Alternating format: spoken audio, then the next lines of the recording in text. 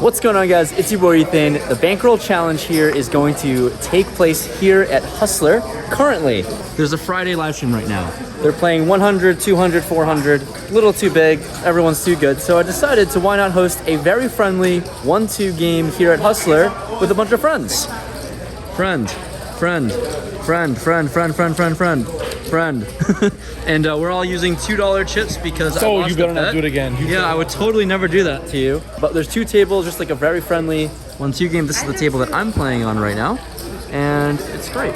So, bankroll challenge here. It's a friendly environment. We're gonna play a lot of fun hands with a lot of fun people, and I have a prank on Karan real quick, but I'm gonna end the outro really soon after I prank him. But it's gonna be a fun session, a lot of fun hands, and let's get into the action. No!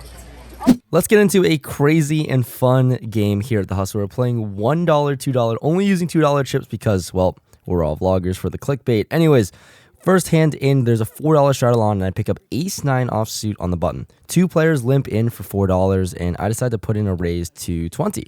Two players here make the call. Of course, we're not going to get folded in this game. Dustin and Israeli Ron make the call. We're off to a flop, which comes ace-high. So top pair, pretty good. The straddler actually ends up betting $10. Ron makes the fold, and here with top pair, not the best kicker in the world against these opponents, let's just do some funny stuff. We choose a funky action of raising to $26, actually doing this for value here with top pair, and my opponent makes the call.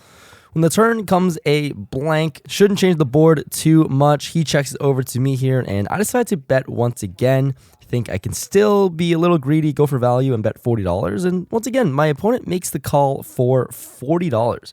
Now going to a river, which isn't consequential, but it is a little bit of a dicey spot with an ace and a decent kicker. My opponent checks, and I debate my options. I feel like I've gotten enough value here on the flop and turn, and look, 5 cards, 2 pair is just pretty easy to make, so not sure how much value I can get. I decide to check this one back. My opponent shows ace-6, and my 9 kicker actually ends up playing, which is sick.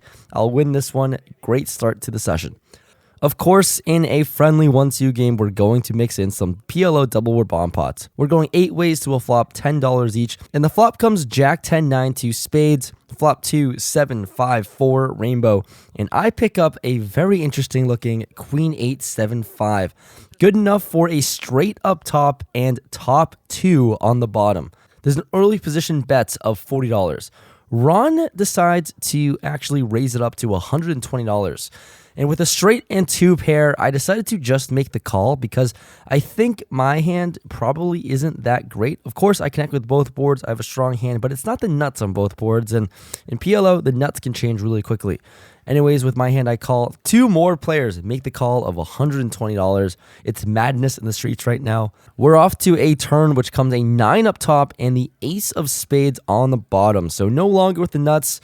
I only had the straight anyways, but there's a full house possibility. Ron decides to go all in for like $200. Now, onto me. Look, I've got 2 other players behind to act. I have a straight, the second nut straight on the paired board, and just 2 pair, which is no longer top 2 pair on the bottom. So I think it's more than likely that my hand is going to be beat here. I decided to fold this one. And what's crazy is the other 2 players behind to act make the call. So actually insane action. We're going to sweat this one out. Ron gives me his cards as a sweat. It's Jack, 6-3. Oh my goodness. Top boat up top and a straight on the bottom here. We're going to the rivers, which is inconsequential as Ron, showing his cards, ends up winning the whole damn pot. A massive one for a 1-2 game, especially more massive when everyone's using green chips. Incredible start with all the action here, and right after this hand, we see Capron from the Funk Bros winning a massive pot on the other table of the 1-2 game. Stacks 2 players, and massive pots, lots of blood in the streets, in the 1-2 streets here today. Let's try to get more involved. I think I chose the wrong table because he just has the fucking nuts, and then he just gets all the chips. In the next clip here, you see I have pocket tens with a $4 straddle on. 2 players limp, and Karan from close to broke raises it up to $24 from the hijack. Action folds to me. I'm on the button, and you know I'm definitely going to raise this one up, especially someone who's capable of raising wide. I raise it up to $100 here. Action folds around to Karan, and he actually 4-bets to $300. Wow. Okay. Lots of action here. I'm closing out the action with about $100 behind, and like I said, he's a buddy of mine. We're playing 1-2. Not the typical like bankroll challenge stuff, but here we are. I decide to 5-bet shove for $1,000, and he calls immediately. Wow, over a $2,000 pot immediately into the middle. I show my hand, and he shows ace jack. It's a flip for it all for a $2,000 pot in the 1-2 bankroll challenge. My opponent wants to run it twice. Of course, let's go for it, and let's go sweat out 2 runouts. Let's go to the action. All right, good luck. This one, right? Yeah. Burn? Now burn and flop. It's always good to win the first one. Yeah.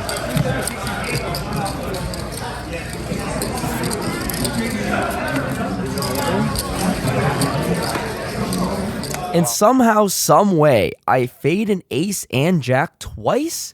Holy moly, I win a massive one. I had a total of $928 in my stack, so not a full $2,000 here as I thought, but still massive, massive win. It does take the dealer a little bit of time to count out my stack, considering we all have green chips. So, of course, tip the dealer for her time of counting all of the ridiculous amount of chips. And just like that, bankroll challenge going insane. No time to waste though, because the very next deal, I pick up 4-5 of spades in the cutoff. Karan raises it up to $20 with the straddle on. I decide to make the call. Of course, it's a natural 9. My left, Branson, ends up 3-betting to 80. Okay, Branson here putting in some more money in the middle. Karan makes the call for 80, and of course, after winning a big pot, let's give some action. I make the call as well. We're going to a flop which comes 8-6-5 rainbow with 1 spade. So actually a pretty good flop for me, although with just bottom pair. It's a board that connects me a lot harder than my other opponents. Action's going to check through. The turn comes a 6. Board is paired. Another good looking card, as it's less likely an opponent will have a 6. Karan leads out with a bet of $100 here, and against my opponents, of course, look, I've got a pair. I'm giving action. We're playing a little splashy. I make the call. Branson folds, and the river comes an inconsequential brick. Action ends up going check, check here, and I announce my 5, show my 5, and win.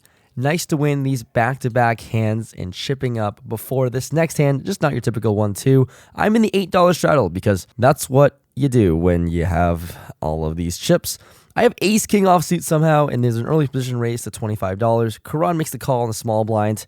Poor Karan, man. Seriously, RIP to him. I end up 3-betting to $124, and Karan just wants some more punishment. I don't know what his deal is, but he makes the call. We're going heads up to a flop of Queen 9-8 rainbow. Action's gonna go check check here on this flop because I don't have anything. Turn comes a 4, and my buddy bets out $200. All right, I guess it's time to wave the white flag. You finally get to win a pot off of me. Nice hand to him. He was due for one. With all of this crazy action, you know that there's only going to be more craziness. I'm in the $4 straddle, and there's an $8 straddle. Buddy Nick Austin starts off with a raise to $16, and you know, it's a min raise against the straddle. I have 7-3 of hearts. Let's just be as splashy as possible. I make the call, and Branson makes the call as well. We're off to a flop 3 raise of 7-3-5. Why wouldn't I just randomly flop 2 pair with 7-3? Pretty amazing spot, but unfortunately action checks around. Turn comes a 3.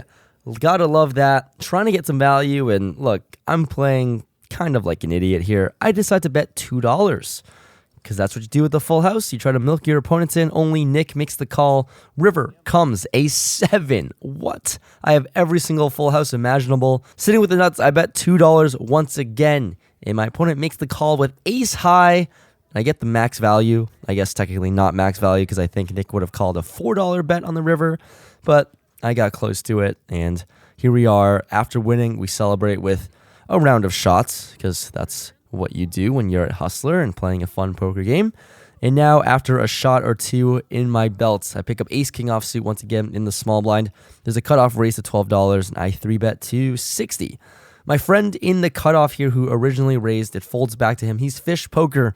He 4-bets to $180. Welcome to another 5-bet all-in hand. This time with ace-king, seems a little bit more reasonable than tens. I decide to jam, and my opponent snap calls with kings. Oh god, this is not good. I show my ace-king. What are you gonna do? And he wants to run it 3 times. So I oblige, and against my good friend Eric, let's do it.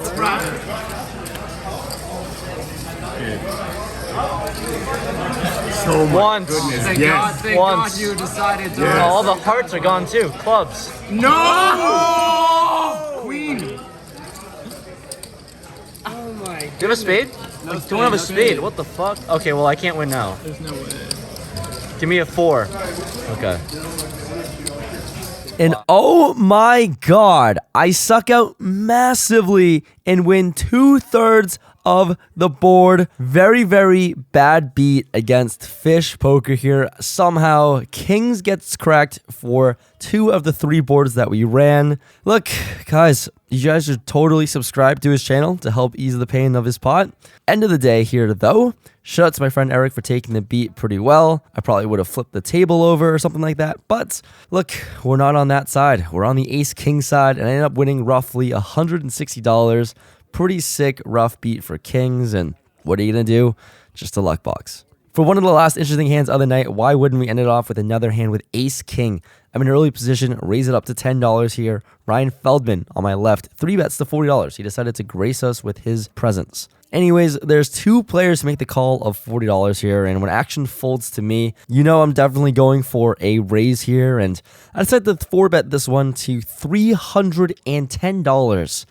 Why? It's probably has to do with 1, 2, 3, 4 of the drinks that I've had so far tonight, and we're just splashing around, and also, I think Ryan's a little crazy.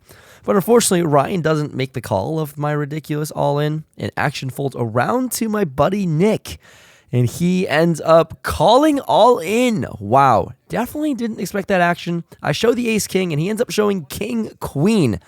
Once again, always friendly, and we run this one twice. This time, surprisingly, as a heavy favorite.